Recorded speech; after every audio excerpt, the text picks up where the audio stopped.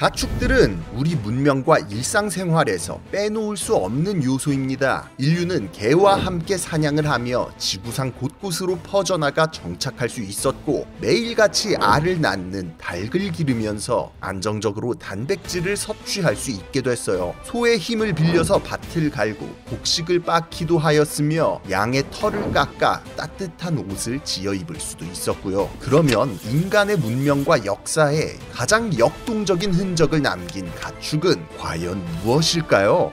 관점에 따라 다르겠지만 아무래도 말이 아닐까 생각합니다. 말 발굽이야말로 문명의 파괴와 창조라는 순환을 일으킨 가장 강력한 도구였으니까요. 이처럼 문명을 풍요롭게 해주는 다른 동물들과는 달리 말이라는 동물은 파괴성이라는 특별한 권능을 가지고 있었습니다.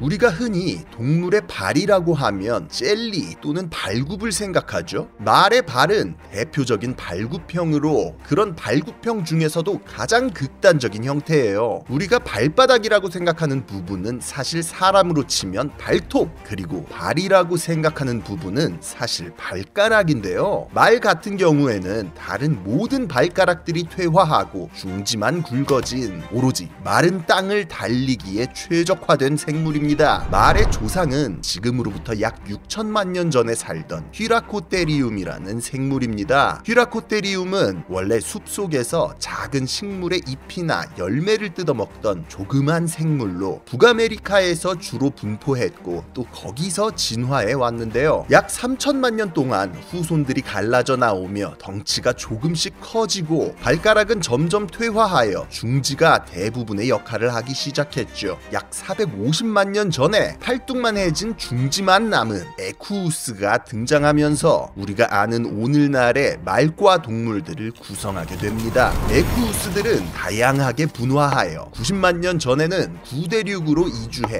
성공적으로 퍼졌습니다. 그러나 약 5만 년 전 마침 유라시아로 진입한 우리 현생 인류와 만나 고기와 가죽을 위해 대량으로 사냥당하면서 북쪽의 초원지대로 밀려나게 되죠. 고향인 신대륙에 있던 친척들은 더 괴멸적인 피해를 입었습니다. 거대 나무늘보나 매머드 같은 다른 대형 포유류들과 마찬가지로 약 9천여 년 전에 건너온 클로비스인들에게 멸종당해버렸거든요. 신대륙의 말과 동물들이 모두 멸종할 때쯤 구대륙에서는 초기적인 농경이 시작됐습니다. 인간들은 따뜻한 남쪽 지역의 하천이나 삼각주의 기름진 토양에 정착해서 농경민으로 변해갔고, 양, 염소, 소, 돼지, 닭 같은 동물들도 각지에서 가축화되기 시작했죠. 그러나 한 곳에 정착하여 사는 원시 농경민들에게 있어 말이라는 동물은 딱히 길들일 만한 메리트가 없었습니다. 애초에 사는 곳이 겹치지 않았기 때문도 있었지만 수레는 소가 끌면 됐고 새끼는 돼지가 더 많이 낳았고 먹이는 닭이 훨씬 적게 먹었으니까요. 한편 구리와 금을 이용하고 도자기를 만드는 방법까지 터득하면서 계급과 사회제도 그리고 국가라는 정치체제가 출현했습니다. 우리가 흔히 얘기하는 인류 4대 문명이 출현한 거였는데요. 이런 원시 문명들의 농업 생산력은 아주 낮았기 때문에 문명의 중심지에서 밀려나 강줄기를 따라 북쪽으로 이동하는 사람들이 생겨났어요. 이렇게 밀려난 사람들은 척박한 땅에 맞는 새로운 생활 양식을 도입합니다. 농업과 목축업을 병행하면서 소나 양 같은 가축들을 대량 방목하는 거였죠. 그리고 이런 전환 과정에서 새로운 동물, 말이 주목받게 됩니다. 기존에 소가 끌던 수레가 말이 끄는 마차로 대체되면서 강가에서 멀리 떨어진 초원의 깊은 곳까지 문명이 전파됐습니다. 또한 정주 문명이 고도화되면서 다양한 물자와 자원의 유통이 필요해진 상황, 이동 범위가 넓었던 원시 목축민들이 자연스럽게 이런 중개자의 역할을 맡게 되며 인류의 문명은 새로운 단계로 한 발 나아가게 됩니다.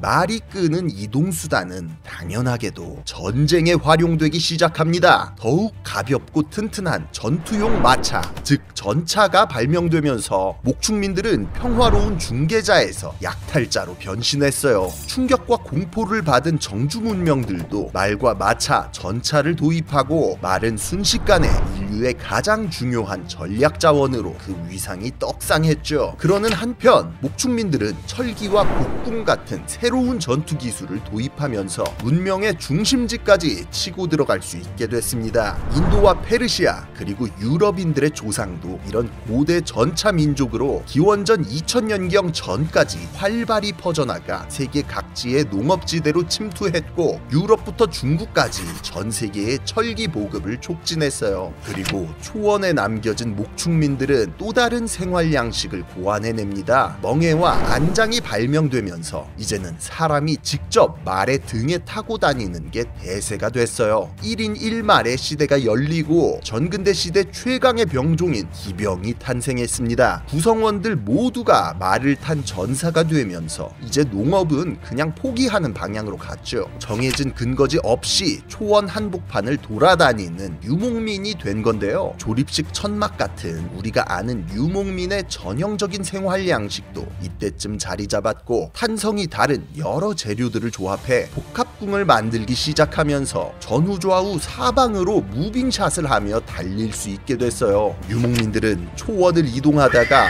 물자가 부족해지면 농경지대로 쳐들어와 약탈을 일삼았는데요. 달리면서 활을 쏘고 근거지도 없었기 때문에 기존의 전차 세력들보다 훨씬 까다로운 존재였습니다.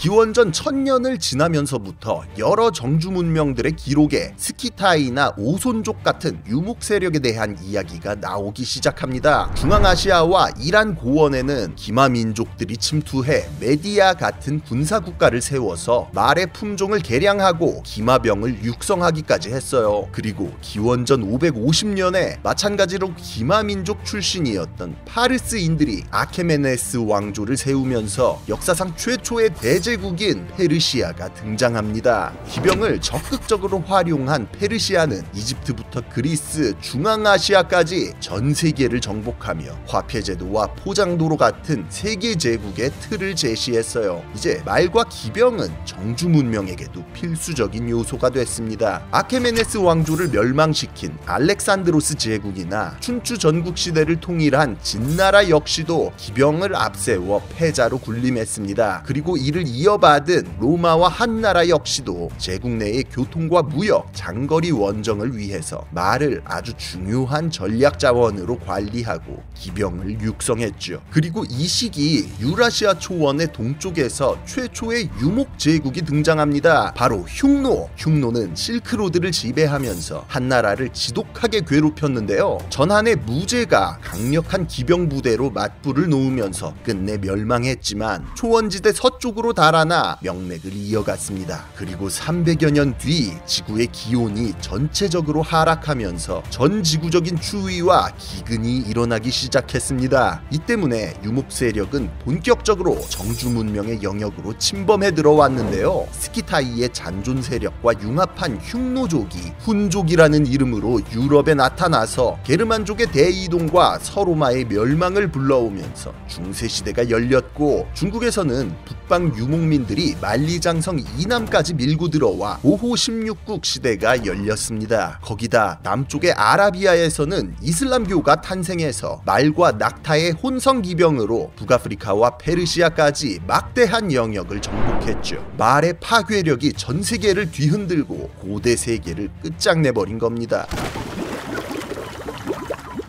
한편 이런 혼란한 세상을 지배하게 된 것도 말을 탄 사람들이었습니다. 등자라는 도구가 등장해 중국을 시작으로 전 세계에 도입됐기 때문인데요. 이 때문에 초원의 유목민들뿐만이 아닌 정주민들까지 기병을 본격적으로 육성할 수 있게 되면서 8세기 즈음에 이르면 각지의 정주 문명에서 말을 탄 지배계층이 형성되었습니다. 사방에서 전쟁이 일어났던 중세 유럽에서는 기사라는 봉건 귀족이 등장. 등장. 중국에서는 유목민과 한족의 혼혈인 관롱 집단이 출현하여 수나라와 당나라를 세웠고, 아랍 세계에서는 노예 기병 집단인 맘루크가 실권을 잡고 정치를 좌지우지했어요. 기원 후 9세기부터 지구의 기온이 높아지면서 약 4세기 동안의 온난기가 찾아옵니다. 이전 시대에 유목민들에게 쓸려나간 메소포타미아나 중국의 화북 지역 대신 유럽과 강남 같은 새로운 농업 중심지가 떠오르며 400여 년간 급속하게 발전했어요. 서로마 멸망 이후 침체되었던 중세 유럽은 이성과 과학이 싹트면서 르네상스의 문턱에 다다랐고, 중국의 송나라는 전 세계 경제를 캐리하며 산업혁명의 문턱에 다다랐죠. 그러나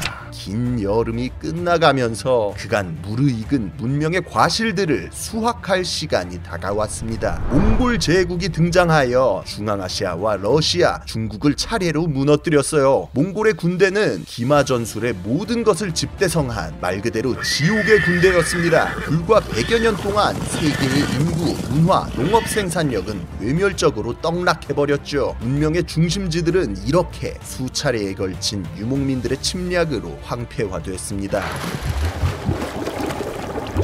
황폐화된 대부분의 정주 문명들은 금방 다시 기마 민족들의 지배 아래 들어가게 됩니다. 천년제국 동로마는 이집트, 메소포타미아와 함께 오스만 제국의 영토가 됐고, 인도는 몽골 제국을 이어받은 티무르 제국의 잔당들에게 정복당해서 무굴 제국이 들어섰어요. 그리고 중국의 명나라는 만주족에게 정복당해서 청나라에게 중원을 내줬고요. 한편 이 말발굽을 피한 서유럽이 문명의 새로운 선두주자로 대두됐습니다. 화약, 나침반, 인쇄술, 천문학, 연금술 등 세계 각지에서 등장한 문물들을 발전시켜 대항해 시대를 열었죠. 유럽인들은 대서양 건너편의 아메리카를 발견하고 그곳의 원주민 문명들과 마주하게 됩니다. 앞서 이야기했듯 말과 동물들의 고향은 아메리카였습니다만 9천여 년 전 인간이 베링 해협을 건너가면서 다 멸종시켜버렸거든요. 그래서 아메리카 원주민들에게 말 타고 다니는 기병은 처음 보는 괴물이었어요. 중세 기사들을 통해 발전한 강철 무기와 전투마, 그리고 몽골 제국을 거쳐 전래된 화약 무기는 유럽인 정복자들로 하여금 극소수의 병력으로 수천만 명의 원주민 제국들을 제압할 수 있게 했습니다. 말발굽의 재앙에서 살아남은 유럽인들이었지만 반대로 유럽인들이 신세계를 정복한 원동력도 모두 말에서 나왔던 거예요. 지구 각지의 식민지를 개척하며 유럽은 과학혁명과 시민혁명을 일으킬 수 있게 됩니다. 그렇게 제국주의의 시대가 시작되고 역사상 최초로 말의 파괴력을 대체할 수 있는 기술이 등장하죠. 기차와 증기선, 자동화기로 무장한 유럽인들이 전 세계를 침략,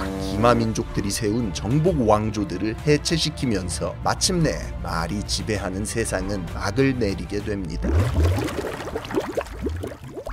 말은 이처럼 인류 문명을 파괴하고 뒤섞으며 한편으로는 연결시켜주는 아주 역동적이고도 무시무시한 역할을 해왔습니다. 생산이라는 측면에서만 주목받는 다른 가축들과는 다른 독특한 동물이죠. 어쩌면 20세기 이후 지금까지의 현대 시대가 말이라는 동물의 영향력에서 벗어난 첫 번째 시대가 아닐까 합니다. 경마장 같은 데 가는 거 아니면 평생 말 한 번 보기 힘들잖아요. 언젠가 인류는 소나 돼지, 양 같은 가축들도 역사의 뒤안길로 보내줄 수 있게 될까요? 지금까지 지식해적단의 키드였습니다. 감사합니다.